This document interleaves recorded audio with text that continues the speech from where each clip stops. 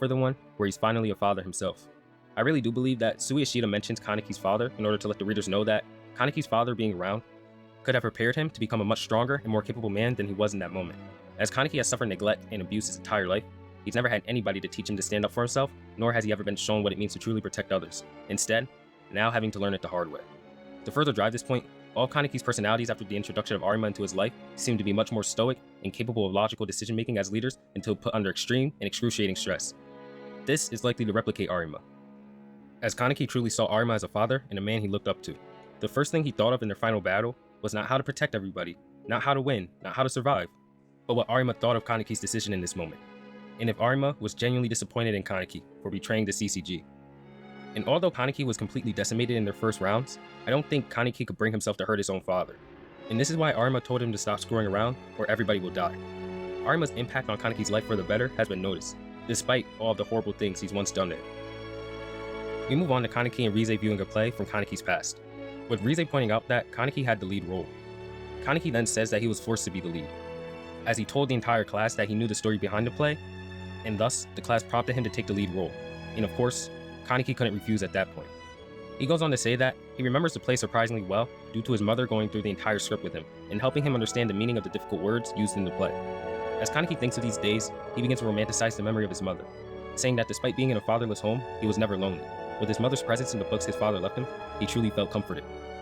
Kaneki then says that his mother was an absolutely splendid person, and as she worked, completed all the chores, and never troubled anybody else, she never had a bad expression through all of it.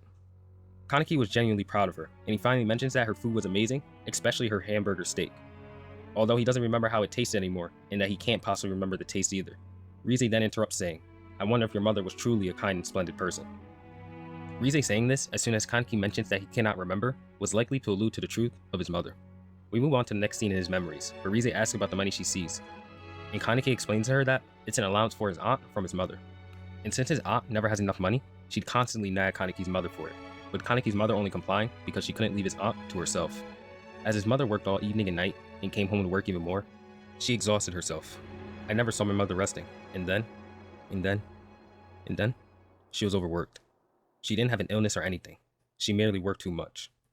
Kaneki suppressed these memories after her death to create a rosy picture of a loving mother who worked herself too hard, when instead, she was a weak, abusive, downright pathetic person who was knowingly and willingly used by her sister and who violently beat her own son. Rize chimes in and says, "I wonder if she really needed to go that far," which makes sense. This is why Rize is questioning this philosophy that his mother left to him, as it did nothing but result in her passing away with nothing to show for it, and leaving her child all alone in this world. And the result of her sacrifice doesn't even end there. It results in Kaneki moving into his aunt's home, and her neglecting and abusing him there. Suffering such neglect and isolation after the passing of his mother leaves him with only Hide, his only emotional support as a child. His best friend was the only thing he had in this world for a long time, and this is why Kaneki clings so desperately onto him, and everybody else he considers to be a friend as well. Even jumping into death in the final act of the story, Kaneki was extremely desperate to find people who loved and cared about him his entire life, so when he does finally find them, he'll never let them go. As Jason returns to torture Kaneki more, Rize takes her leave from Kaneki's mind, and due to Kaneki's resilience, Jason wants to try something new on him, this being a game of mother and child, and this shatters Kaneki, as these are two people from the initial escape team he'd formed before Jason negotiated with him. Jason now asks Kaneki, which one should he spare, and Kaneki screams asking, why didn't he let them go? What did he possibly do to deserve this? This prompts Jason to revel in Kaneki's terror as he goes and asks him once more, which one? Kaneki then says he's unable to choose, with Jason responding that if you don't choose one, then both will go. So he asks one more time, who will you save? As Kaneki looks at the mother, she mouths to him, choose her son. Kaneki still suffers with indecisiveness, as he believes that this is the equivalent to being the one who commits the crime himself. Kaneki then says, if you're going to kill someone, then kill me. Kaneki displays that useless sacrificial nature of his, and again, he will be punished once more. This causes Jason to throw a fit, and he proceeds to eliminate the child, and after that, eliminating the mother. Kaneki attempts to sacrifice himself again, and yet, this only results in him losing everything. Jason then says to Kaneki that, this is your fault, hypocrite. And in this instance, Jason was absolutely correct. Kaneki could have prevented this from happening all the way from the very beginning. Kaneki then breaks down and asks, why does this only happen to me? And he begs for somebody to save him. And then Rize comes back, telling him that nobody will save him, and the only person here is you. Even if she is a figment of his imagination, relying on a dead person is no more than ridiculous. She explains to Kaneki that he has bad luck, but he was the one who invited that bad luck. Luck doesn't exist, it's no more than a combination of situations, and who was the person who created these situations? All the drawbacks of this world can be explained by the affected person's insecurities and their own abilities. Rize explains to Kaneki that everything from the beginning was because of your ignorance to the ways of the world, You were tricked by me, tampered with by the doctor, and turned into a monster. And in the end, every single one of these circumstances was your fault. She mentioned his mother's ideology of self-sacrifice, saying that it's so kind and splendid, but also why you've gone through all of this. Saying that he could have ended Jason anytime he wanted to. And like him, his mother was the same when it came to her sister. If she ignored her, she'd be alive today. She chose both, Kaneki and her sister, and in the end, lost both of them. The same exact way that Kaneki chose both the mother and her child, resulting in the loss of both.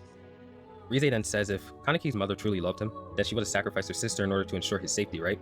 And this causes Kaneki to break down in tears, as this is what he's always believed deep down inside.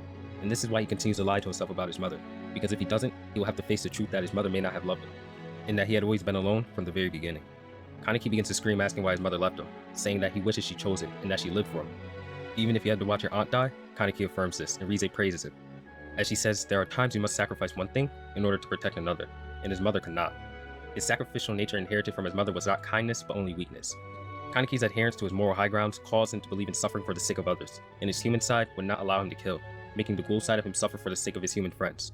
Kaneki processed the possibility of Jason killing off everybody he loves carelessly because he refused to acknowledge the ghoul side of himself. This talk with Rize allows Kaneki to realize how important it is to be strong in order to protect the ones that you love. Kaneki musters the will to fight, stating that he will not forgive Jason or Aogiri, these people who throw away lives so carelessly, and that he will prevent Aogiri from gaining power in order to protect those that he loves.